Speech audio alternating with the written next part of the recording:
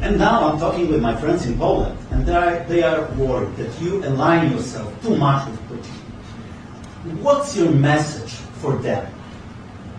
Well, if I didn't align myself with both of them, you'd never have a deal. You want me to say really terrible things about Putin and then say, "Hi, Vladimir, how are we doing on the deal?" That doesn't work that way. I'm not aligned with Putin. I'm not aligned with anybody. I'm aligned with the United States of America and for the good of the world. I'm aligned with the world, and I want to get this thing over with. You see the hatred he's got for Putin. It's very tough for me to make a deal with that kind of hate. He's got tremendous hatred, and I understand that, but I can tell you the other side isn't exactly in love with, him either. So it's not a question of alignment. I'm aligned with the world. I want to get the thing set. I'm aligned with Europe. I want to see if we can get this thing done. You want me to be tough? I could be tougher than any human being you've ever seen. I'd be so tough. But you're never going to get a deal that way. So that's the way it goes. All right, one more question. I will respond to this. So look, for 4 years in the United States of America, we had a president who stood up at press conferences and talked tough about Vladimir Putin, and then Putin invaded Ukraine and destroyed a significant chunk of the country. The path to peace and the path to prosperity is maybe engaging in diplomacy. We tried the pathway of Joe Biden of thumping our chest and pretending that the President of the United States' words mattered more than the President of the United States' actions. What makes America a good country is America engaging in diplomacy. That's what President Trump is doing. Can I ask you? Sure. Yeah? Yeah. Okay. So he occupied our parts, big parts of Ukraine, part of East and Crimea. So he occupied it on 2014. So during a lot of years, so I'm not speaking about just Biden, but those time was Obama, then President Obama, then President Trump, then President Biden, now President Trump, and God bless, now President Trump will stop him. But during 2014, nobody stopped him. He just occupied and took. He killed people. You know what the contact 2015. 2014 and 2014. 2014. Yeah. So I was not here. Yeah, but that's exactly right. Yes, but during 2014 till 2022, the situation the same. That people are been dying on the contact line. Nobody stopped him. You know that we had conversations with him, a lot of conversation, my bilateral conversation, and we signed with him, me, like a new president. In 2019, I signed with him the deal. I signed with him, Macron and Merkel, we signed ceasefire. Ceasefire. All of them told me that he will never go. We signed him with gas contract. Yes, but after that, he broken the ceasefire. He killed our people and he didn't exchange prisoners. We signed the exchange of prisoners, but he didn't do it. What kind of diplomacy, JD, you are speaking about? What do you mean? I'm talking about the kind of diplomacy that's going to end the destruction of your country. Yes, but if you Mr. President, with respect, I think it's disrespectful for you to come into the Oval Office and try to litigate this in front of the American media. Right now, you guys are going around and forcing conscripts to the front lines because you have manpower problems. You should be thanking the President for trying to bring it into this conflict. Have you ever been to Ukraine that you say what problems we have? I have been to. Count once. I've actually watched and seen the stories, and I know what happens is you bring people, you bring them on a propaganda tour, Mr. President.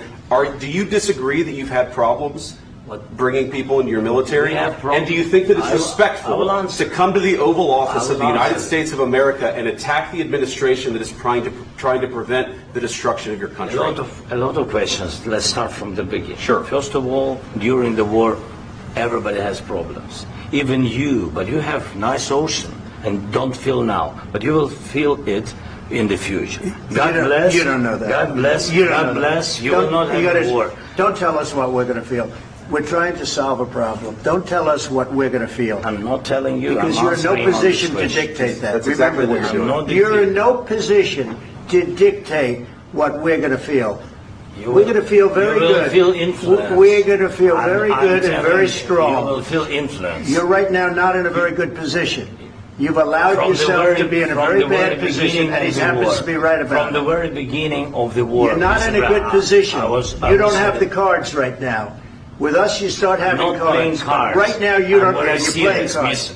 You're playing cards. You're gambling with the lives of millions of people. You're gambling with World War III.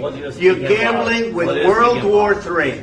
And what you're doing is very disrespectful to the country, this country. That's backed you far more than a lot of people said they should have. Have you said thank you once? This entire meeting?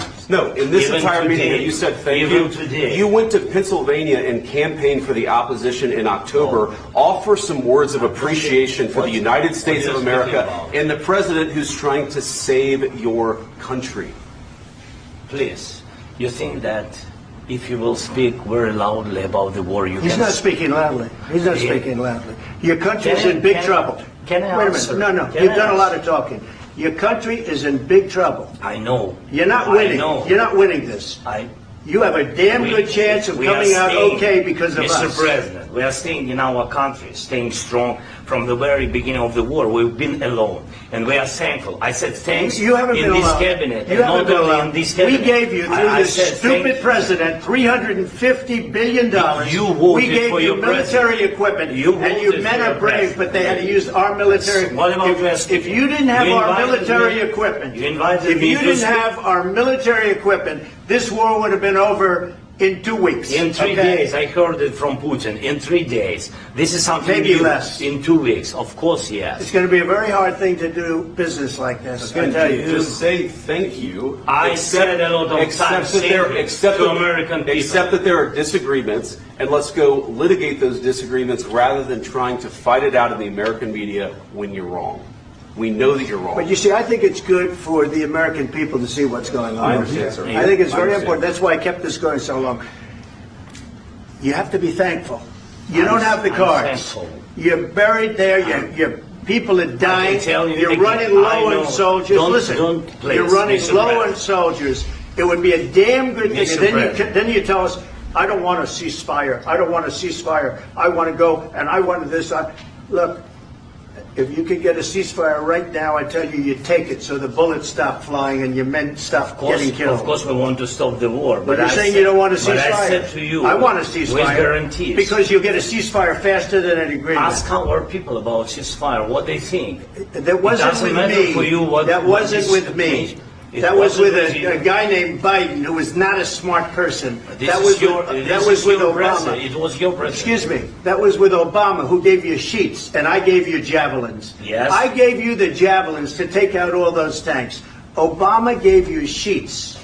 In fact, the statement is Obama gave sheets and Trump gave javelins. You got to be more thankful, because let me tell you, you don't have the cards. With us, you have the cards. But without us, you don't have any cards. One more question to Mr. Vice President. I'm sorry. It's going to be a tough deal to make because the attitudes have to change. What if Russia breaks ceasefire? What if Russia breaks peace talks? What do you do then? I understand that it's a heated conversation right now. What are you saying?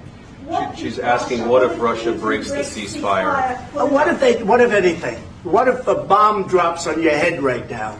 Okay? What if they broke it? I don't know. They broke it with Biden because Biden, they didn't respect him. They didn't respect Obama. They respect me. Let me tell you, Putin went through a hell of a lot with me. He went through a phony witch hunt where they used him and Russia.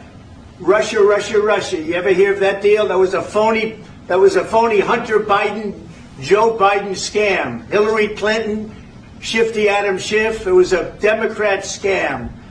And he had to go through that. And he did go through it. We didn't end up in a war. And he went through it. He was accused of all that stuff. He had nothing to do with it. It came out of Hunter Biden's bathroom. It came out of Hunter Biden's bedroom. It was disgusting. And then they said, oh, the laptop from hell was made by Russia. The 51 agents. The whole thing was a scam. And he had to put up with that. He was being accused of all that stuff. All I can say is this. He might have broken deals with Obama and Bush, and he might have broken them with Biden. He did, maybe. Maybe he didn't. I don't know what happened. But he didn't break them with me. He wants to make a deal. I don't know if you can make a deal. The problem is I've empowered you to be a tough guy. And I don't think you'd be a tough guy without the United States. And your people are very brave. But you're either going to make a deal or we're out. And if we're out, you'll fight it out. I don't think it's going to be pretty, but you'll fight it out. But you don't have the cards. But once we sign that deal, you're in a much better position. But you're not acting at all thankful. And that's not a nice thing. I'll be honest, that's not a nice thing. All right, I think we've seen enough. What do you think? Huh? This is going to be great television, I will say that. All right. We'll see what we can do about putting it together. Thanks. I need the back of this. We'll see, I don't know.